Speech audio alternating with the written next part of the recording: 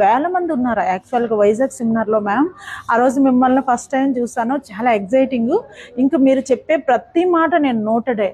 Tips చెప్పారు. అమ్మయ్య, నేను కరెక్ట్ ప్లాట్ఫామ్కి వచ్చాను ఇన్నాళ్ళకి అనేసి అనుకున్నాను మ్యామ్.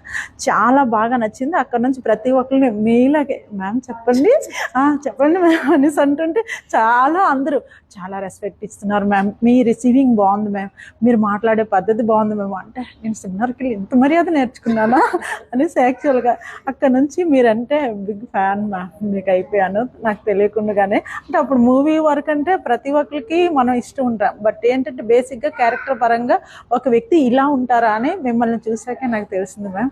అందులో మీ స్టాఫ్ కూడా ప్రతి ఒక్కరు మ్యామ్ అనేసి అంటుంటే అందరూ మ్యామ్ ఎలా ఉన్నారు, మీ స్టాఫ్ ను కూడా అలానే తయారు చేశారు. అందరూ మీలాగా స్టూడెంట్సే కాబట్టి మీరు పడే కష్టం వాళ్ళకి తెలుసు. అవునా మ్యామ్. కానీ చాలా దీనిగా చూసుకున్నందుకు థ్యాంక్ యూ మ్యామ్.